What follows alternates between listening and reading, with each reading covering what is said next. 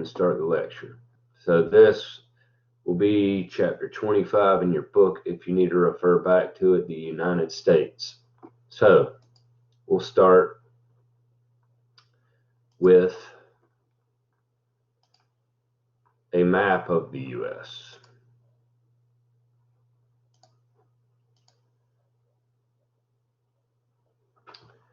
Okay, so United States on the map.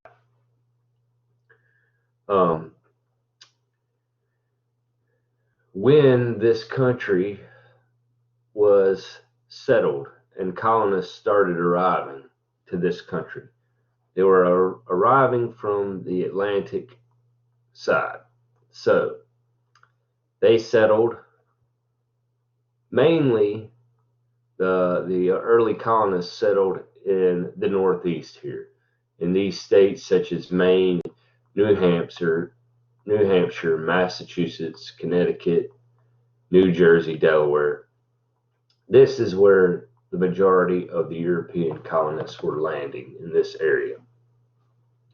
So, not to discredit these lower states towards the south, Virginia, North Carolina, South Carolina, Georgia, Kentucky, Tennessee, and Alabama, because all these states Europeans were landing in as well.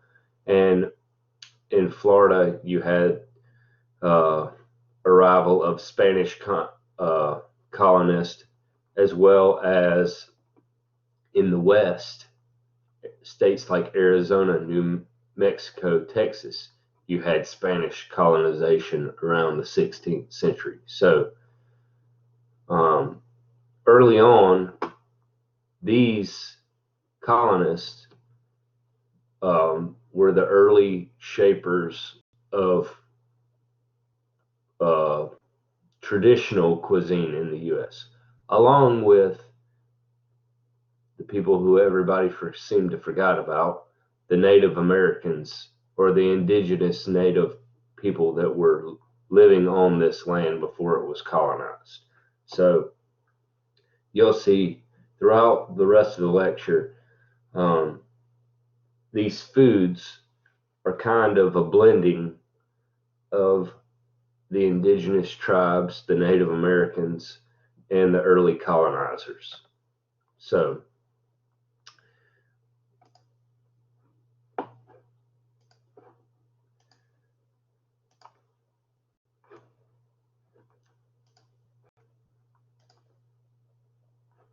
the United States. The cuisine of the United States refers to food preparation originating from the United States of America. If we're going to be technical there, the food that originated in the United States of America was the Native American indigenous foods. It wasn't until later that the European colonization of the Americas introduced a number of different ingredients and cooking styles. So American cuisine reflects the history of the United States, blending culinary contributions from different various groups of people. And these people include, like I've already mentioned, the indigenous American Indians, African Americans, Asians, Europeans, Pacific Islanders, and Latin Americans. So where our cuisine is at now, present day, it is just a melting pot of all these different cuisines, which is why we end on the United States, because I want y'all to get familiar with cuisines from around the world so you can see why the cuisine is the way it is in the United States. So much of American cuisine is fusion cuisine, reflecting global cuisine, and many regional cuisines have deeply rooted ethnic heritages. And these deeply rooted ethnic heritage cooking styles are going to include Cajun, Creole, Native American, New Mexican, Pennsylvania Dutch, and in the South, soul food. So if you really want to say what's classical Americana cooking, it's rooted in all these ethnic styles of cooking. These were the first people that introduced new cooking ingredients and cooking methods in addition to the natives that were already here. So early history. Until colonists pushed the natives out of their home regions, traditional foods were still available. So the arrival of the Spanish in Florida and the Southeast began the beginning of change that altered the lives of the American Indians forever. And this was also with the arrival and landing of the Pilgrims from Europe in 1620. So as more people arrived, the Indians slowly lost land, and civilization spread west and opened the country to different settlements. There were numerous battles in this period fought with the Indians, as you could imagine, because the Indians were losing control of their land. However, the Indians did assist the European colonizers in developing or growing different crops. So they taught them how to grow certain things in the areas that they were in, and they also taught them things about hunting and fishing. And it's very likely that a lot of those European colonizers that landed in the Northeast, like in those areas I was talking about earlier, Maine, New Hampshire, Connecticut, it's very likely that they would not have survived the first winter here had it not been for the American Indians. So the pre-colonial period. Seafood in the United States originates with Native Americans who often ate cod, lemon sole, which is basically a flat fish, kind of like a flounder. Also flounder, herring, halibut, sturgeon, smelt, drum, and salmon or salmon. Early Native Americans utilized a number of cooking methods in early American cuisine that have been blended with early European cooking methods to form the basis of American cuisine. So, what kind of cooking methods? Early American Indians used a number of different cooking methods that have been blended with the European methods. So, grilling meats was common with the American Indians. Also, spit roasting over a pit fire was very common. Vegetables were often cooked directly in the ashes over the fire. And the reason being because Native Americans lacked pottery that could be used directly over a fire. It would crack and break. So they would just throw the vegetables directly over the fire. They also would heat rocks in a fire and then add the rocks to different pots to boil water so that they could cook meats and vegetables in the boiling water. In what is now the Southwest United States, they also created adobe ovens dubbed hornos by the Spanish to bake products such as cornmeal breads. And in other parts of America, they dug pit ovens. These pits were used to steam food again by adding the heated rocks or the ashes and then laying seaweed on top of those rocks or a corn husk on top of those rocks. And then they would steam fish and shellfish and as again vegetables on top of these seaweed and corn husk. And this would develop into what Europeans eventually called clam bakes. So it's nothing more than just steaming seafood and vegetables over ashes that are lined with seaweed or corn husks. So the seafood and the vegetables would kind of steam as the moisture was released, and this was one of the most early primitive ways of cooking, and later developed into clam bakes, which probably developed into what we know as low country boils. So just one pot cooking methods basically were the earliest forms. So when the colonists came to Virginia, Massachusetts, or any other English colonies on the eastern seaboard of North America, their initial attempts at survival included planting crops familiar to them from back home in England. So some of these crops succeeded and some of these did not. The American colonial diet varied depending on the settled region in which someone lived. So local cuisine patterns had established by the 18th century. And this is where, when I get into regional cuisine later, this is where regional cuisine in the U.S. is going to vary.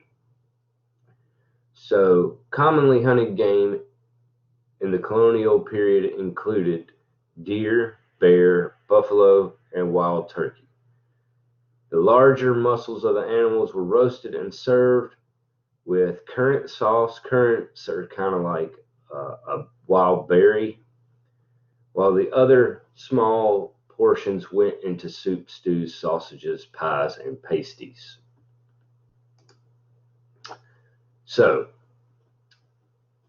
like we mentioned when we started this lecture, the U.S. is basically a melting pot of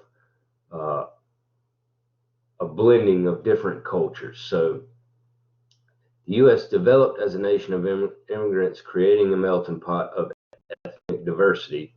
Between 1820 and 1920, around 33 million people immigrated to the U.S. Some came free willing and others did not. So to escape, what were the reasons that the immigrants came? A lot of them came to escape religious or political persecution. Some came in search of economic opportunity. Others came to avoid famine and starvation. And some came to find a better life for themselves and their families. And like I said, some came against their own free will, and they came as slaves. So between 1880 and 1924, 2.5 to 3 million Jewish immigrants came from Eastern and Central Europe.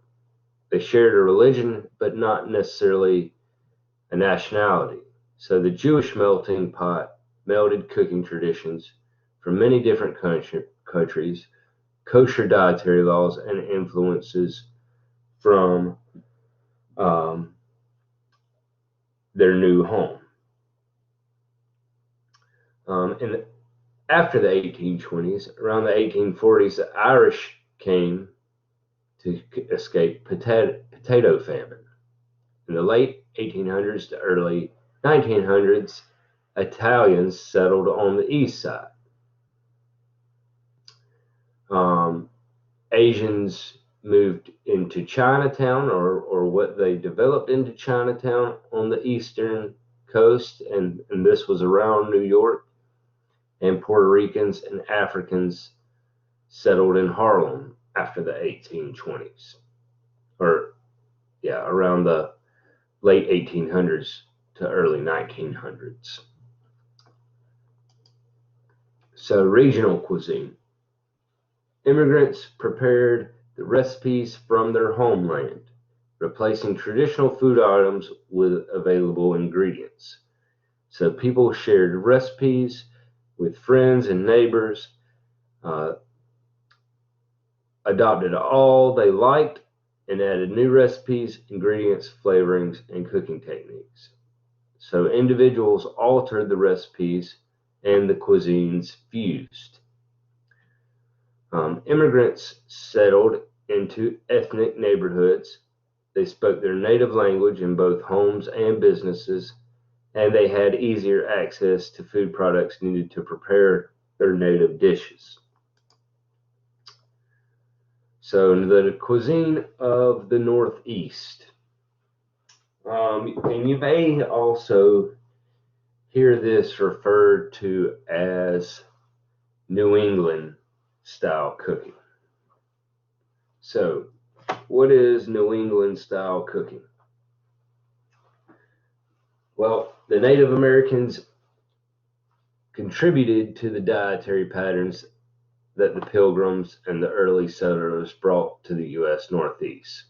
So, they added turkey to the colonists' menus, as well as the Three Sisters, or what you will hear Native Americans refer to as the Three Sisters.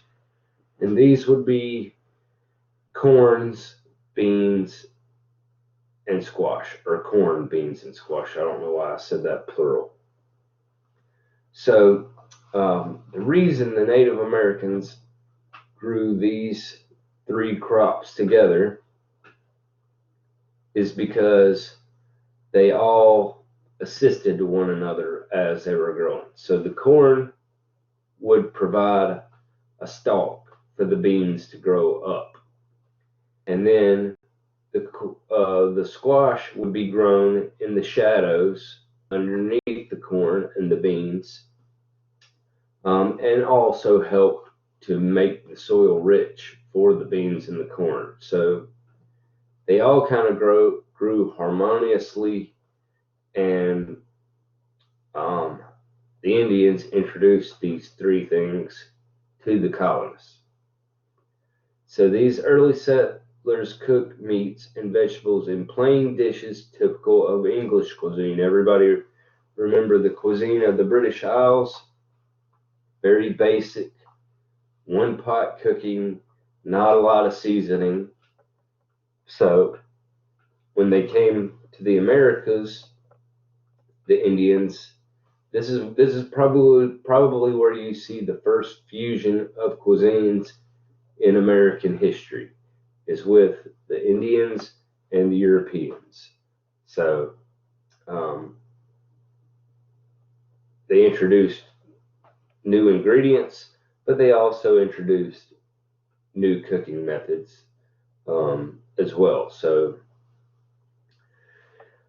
special dishes that reflect the Northeast are Boston brown bread, Boston cream pie, and Boston clam chowder. There are a couple different versions of clam chowder that your book mentions. The New England version of clam chowder is the one that everybody's probably most familiar with. And that is a clam chowder that is made with a roux and basically has a bechamel base, where you make a roux in the pot with bacon fat and flour and milk, and then you add in your seafood stock and whatever other ingredients you would put in your clam chowder, such as potatoes, corns, onions, and any other type of seafood. New York's version of clam chowder is going to be a tomato-based version. So no roux involved at all in this recipe, but you still have your potatoes, seafood, corn, whatever other vegetables. So be familiar with both versions of that, because I believe that's going to pop up on a quiz or a test question.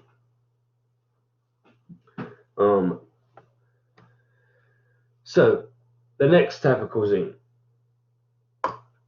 is Southern cuisine. So everybody should be familiar with this somewhat.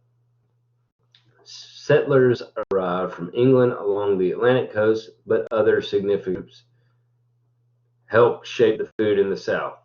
And among these significant groups were groups from Africa or African Americans, which is basically the backbone of all Southern food cuisine. It is African American influence. But also in Southern cuisine, you will see French and Spanish influences. So, Southern cooks combine familiar cultural dishes with available foods, such as okra, greens, pork, shrimp, crabs, catfish, grits, and cornmeal. So the result of these African cooking methods and these ingredients resulted in the dishes that we see now. So you'll things like fried meats, fried shrimp, barbecue, crab boils, fried catfish, grits, cornbread, stewed okra. All those dishes come from African cooking methods, but they incorporate ingredients that were available to them here in the Americas. So the result was also specialties such as fried chicken, jambalaya, gravies, biscuits, hush puppies, barbecue pork, and Hoppin' John. Hoppin' John is basically a salad of black-eyed peas and onions and tomatoes and rice. If you've never had Hoppin' John, one of my favorites. But we would not have any of these things had it not been for these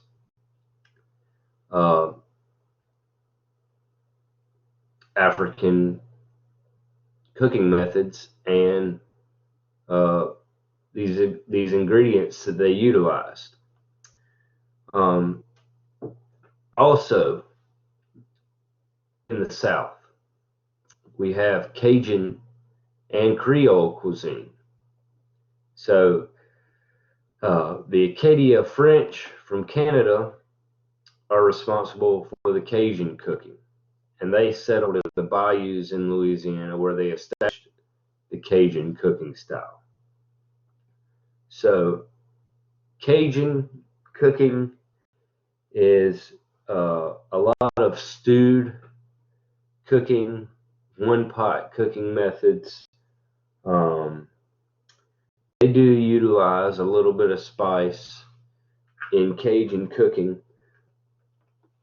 but Creole cuisine is the one that utilizes more spice. And the Creole cuisine, different from the French influenced Cajun cuisine, was influenced by Caribbean immigrants, also blended with French, African, and Spanish cuisines. And this is where you get the development of the Creole cuisine with more spice and fruits and different types of vegetables blended in to basically Southern style cooking. So Cajun, Creole, Southern soul food, none of these would exist without inhabitants of other countries coming to the United States. So Midwestern cuisine. This is the cuisine influenced by the British, Scandinavian, German, and some Italian immigrants who settled in the Midwest as the United States was developing. So in the Midwest, farming was the main occupation. And the traditional dishes that you will see in Midwestern cuisine reflects what is grown locally. So, chicken is usually fried or pan fried. Oftentimes it is pounded out thin and deep fried or battered and deep fried or floured and deep fried. So that would be the chicken fried steak would be an influence of German heritage, coming from things like schnitzel. Also, mashed potatoes and gravy is another thing that you'll see in Midwestern cuisine.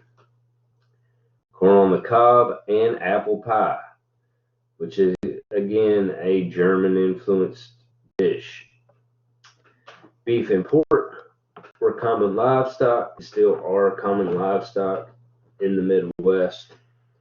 And you can find a variety of excellent cheeses, sausages, and beers.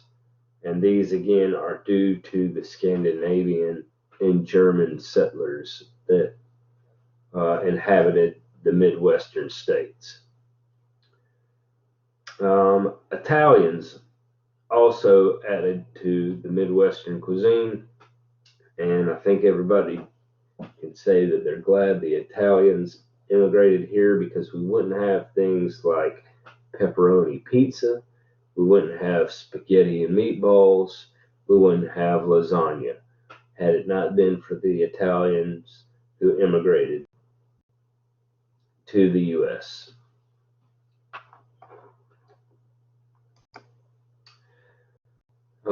So Western cuisine is the last one that we'll discuss. And this is kind of broken into two different styles, and you really could even add a third with California cuisine in the Western cuisine. But this is going to include Southwestern cuisine and Pacific Northwestern cuisine. So Southwestern cuisine was the cuisine developed before cuisine in the Northeast, because the arrival of the Spanish in the 16th century. So as the Europeans were colonizing in the Northeast, the Spanish were colonizing from Mexico, or what we know as Mexico, into areas like Arizona, New Mexico, Texas. And some Spanish influences on Mexican food are seen in the Southwestern cuisine. This is where we get the incorporation of tortillas, burritos, tacos. We wouldn't have things like fajitas or nachos or quesadillas had it not been for these Spanish influences. Those things like nachos and quesadillas and fajitas, those are not really authentic Spanish dishes. Those are a blending of Spanish influence, kind of becoming Americanized. But we still would not have those dishes had it not been for these early Spanish settlers. So beef is used in the form of steaks and also shredded in traditional Southwestern dishes. Chili, guacamole, salsa, and pinto beans are very much a part of the scene in the Southwest. Also, your book doesn't mention this, but the use of red and green chili. If you ever go to Arizona or New Mexico, you'll see two types of chili, red and green chili. And I'm not talking about the dish that you stew with beef and beans. I'm talking about the peppers. So they create two different variations. Like I said, red and green. and they use chili in a lot of dishes as the base for sauces, um, or various different other things. So if you ever go out west or to the southwest, being Arizona, New Mexico, Southern California, western parts of Texas, you'll come across this red and green chili, and they, like I said, is a common ingredient used in a lot of dishes. So the Pacific Northwestern or the Northwest is especially known for salmon, halibut, and other seafood, which are abundant. If you go to areas like Washington State, Oregon, Northern California, you will see a lot of these fish incorporated into the cuisine in these areas. Special foods along the West Coast include clams, calamari, and many other ocean fish. So this Pacific Northwestern is heavily influenced by seafood. Also, many different varieties of crops grow well in this climate. It's kind of a rainy climate, but the soil is very good there for growing many different things, as well as California, which grows a wide range of produce.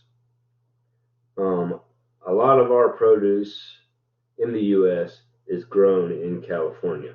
If it's not imported from Mexico, it's coming from California. So the produce includes strawberries, avocados, broccoli, artichokes, asparagus, rice, grapes, nuts, and tree fruits. Many different wineries in California as well, because that's one area of the United States where grapes grow very well. So, this is basically, I'm going to go, before I get into these facts, this is basically just an overview of where our cuisine developed from in the early centuries. So when we get into the 1900s, which your book does not discuss at all, it discusses it briefly, but around the 1900s, we start to have the industrial movement, which changed food in this country dramatically. So you started having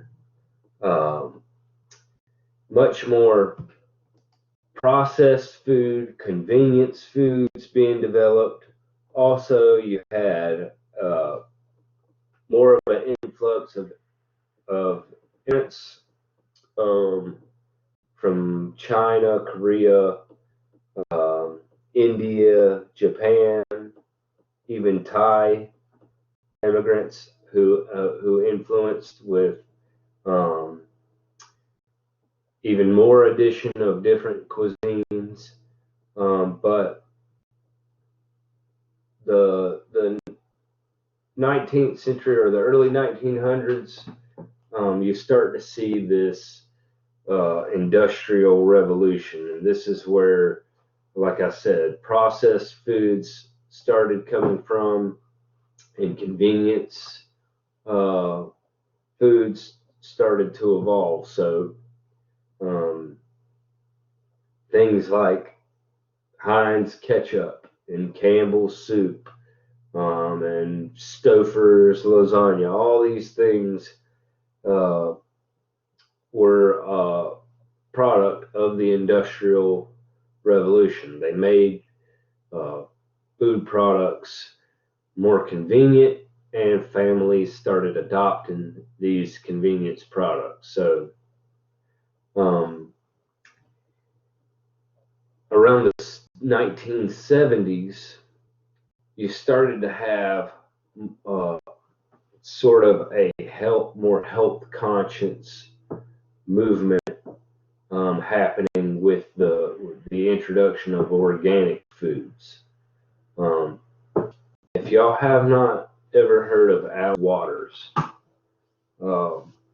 she's basically a California hippie who helped push the organic food movement in the 70s.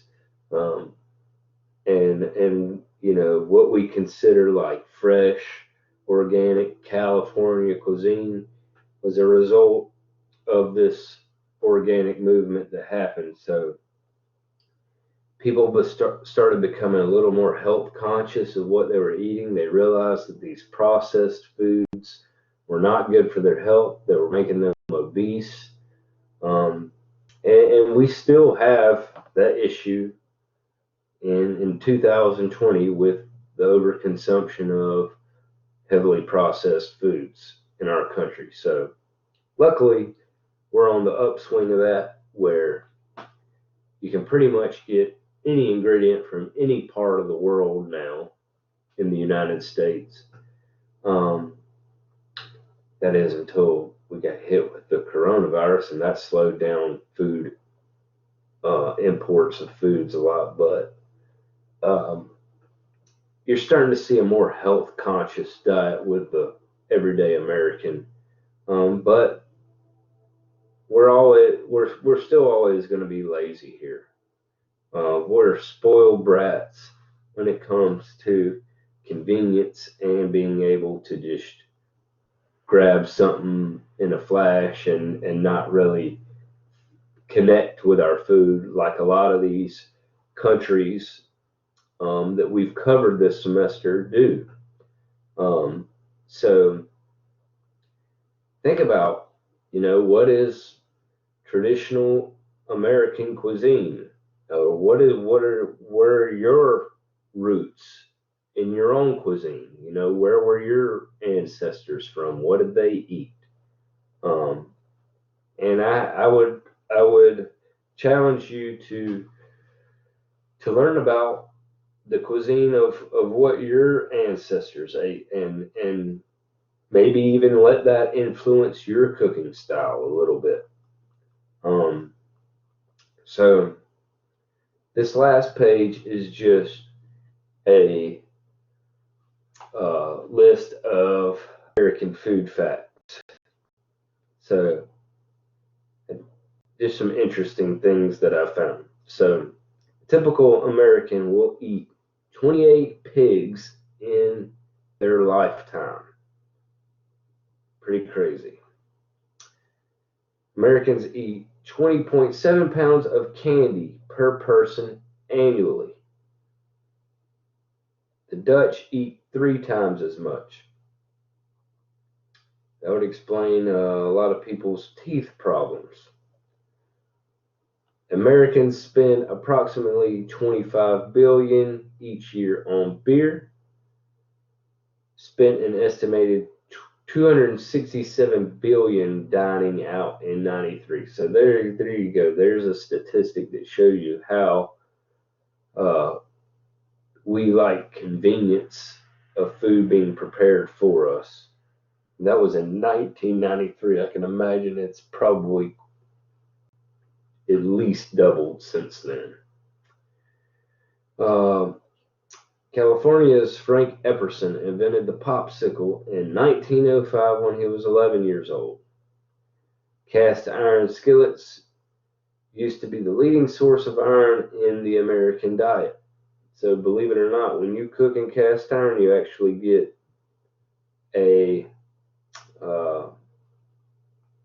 some iron input into your diet.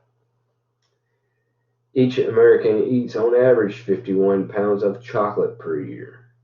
Fortune cookies were invented in 1916 by George Jung in a Los Angeles noodle maker. Fortune cookies were not created in China. They were actually developed here in the United States. Fried chicken is the most popular meal ordered in sit-down restaurants in the U.S. The next popularity are roast beef, spaghetti, turkey, baked ham, and fried shrimp.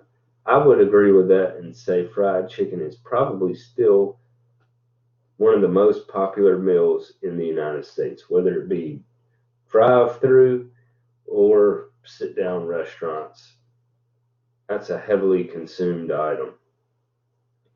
In 1995, KFC sold 11 pieces of chicken for every man, woman, and child in the U.S.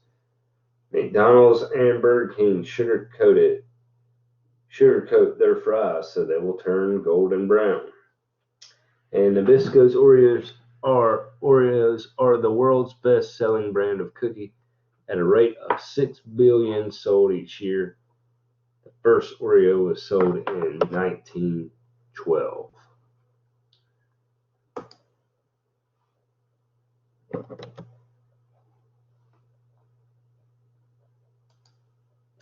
So, we're basically just a blend of all the different world's cuisine. And U.S. cuisine, you really couldn't pinpoint it to any one particular thing. Like I said, early on with the settlers in this country, you had regional cuisines, which is what we're going to focus on in our labs this week. You're going to draw a regional cuisine and you're going to make a dish from that region. When you come in tomorrow, we're going to draw from 3 different regions, and each one of you is going to make a dish from that U.S. regional cuisine. The following week, for your practical final, we are going to make that dish that you create this week in a contemporary, updated version. So I will discuss that further with you this week in labs and kind of start giving you some ideas as to what contemporary or modern versions of these dishes would look like.